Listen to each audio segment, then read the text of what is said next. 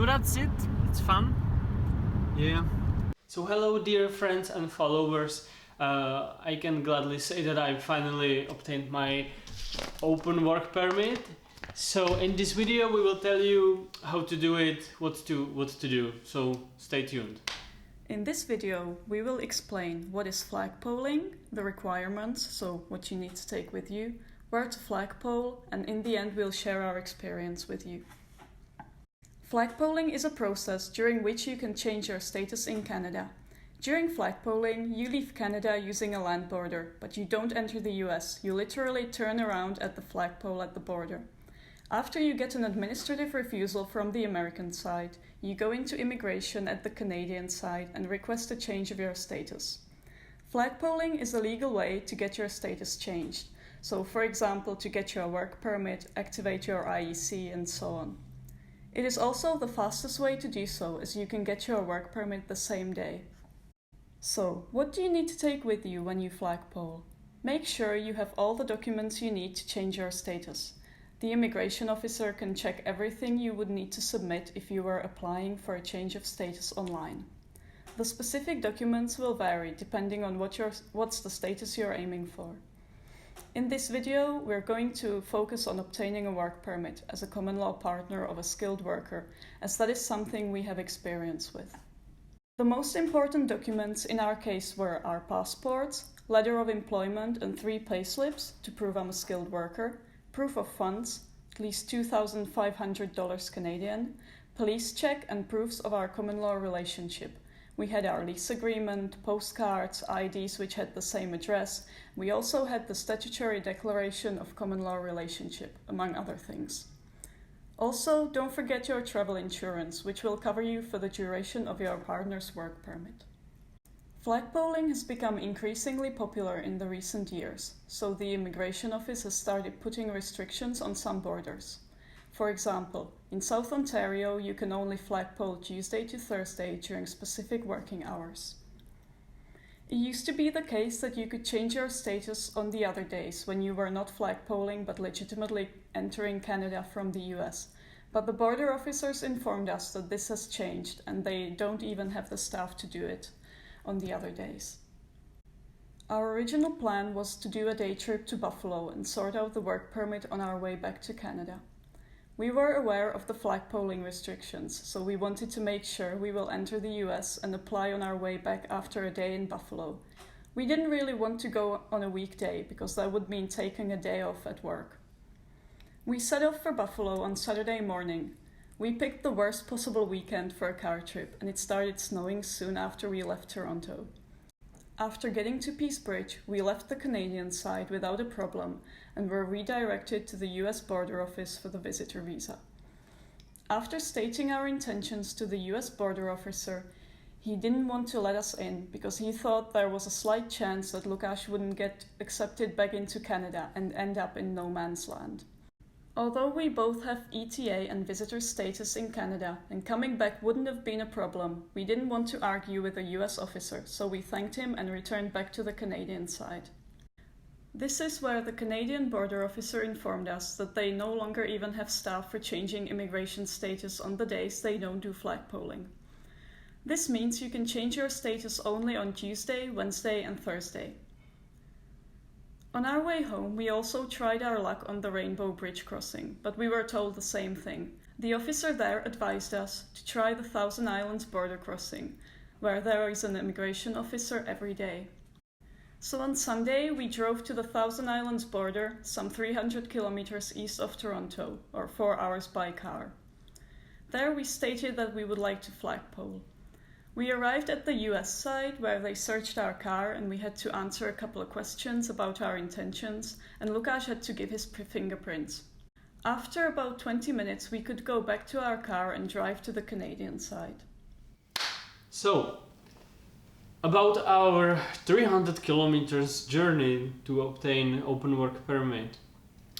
When we arrived to the border crossing, that wasn't a problem. We head straight to the Canadian booth. There is like there's a big building in which are about 10 officers and only one immigration officer.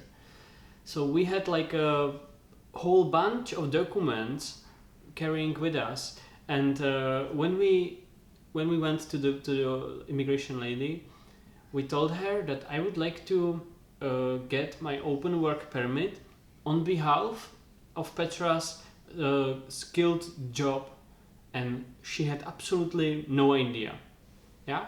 So when she asked Petra, so what's your status? So she told her that she's here on open work permit on behalf of IEC working holiday, and then the lady was like, well, yeah, well, you can't sponsor anybody on the working holiday. You can you have to have your own working holiday if you want to work in Canada, which we had to I was trying to tell her like, no, like there is this thing, like you can, if you're a common law relationship or if you're a spouse or husband or wife, you can get the same duration of your spouse's open work permit if you can declare that you are in the relationship, that you have the funds, you have everything, all of the documents which we had.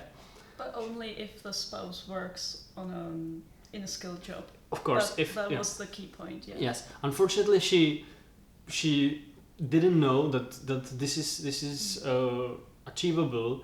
So there was a slight misunderstanding of what we are trying to do, and I think after some phone calls with her supervisor, after she got the information, she called us back and she was like, yeah, the rules have changed this year or something like that, right? Or so whatever. She admitted that she was wrong, and then we proceeded to giving the fingerprints. I went with her to give the fingerprints. She took my mugshot, and she wanted to see my proof of funds, Petra's letter of employment, that she has the skilled job, and she wanted... Sorry, including the job description, which I luckily got as well. Yeah, Petra is working here as a software developer, so she's... I'm not sure which category you are, if it's A, B, or 0. It's A. But you have to... NOCA, software engineer, yeah. Yeah, so you have to be skilled job. But from the articles I've read on this topic, you can also be like a manager of cleaning. Yeah, so... Yeah, the important thing is that you have an NOC, 0A or B job. And yeah, you can look up online all the descriptions of these codes. And basically the requirement is that you fit one of them. Then I paid $350 or something like that. $340. $340. And it took them to do the background check. It took like 3 hours, and then she said like, well, there are some problem in our system. I won't hold you here any longer, so you're good to go. But we spent there literally like 3 or 3.5 hours, and then we had it for 4 hours drive back to Toronto. So we ended up in home like very late evening, but at least I have a status in Canada now. It was a long day, but well worth it, because if Lukáš had to apply online, it would take 3 months for his permit to be processed, and the other option was applying when we come back from visiting the Czech Republic in March, April, which of course is in another 3 months. So this was by far the easiest. Although it didn't seem so at the time because it took so long, but we're glad that you finally got it, aren't we? Yes. Alright, so this is it. Next video will be about how to get Canadian citizenship. I'm just kidding. You wish. If you like this content, there will be more coming in the future. So be sure to subscribe so you won't miss it. And when you're here, there's this small like button. Can you press it? Yeah, okay, I'll wait. Thank you very much. Okay, see you next time. Bye.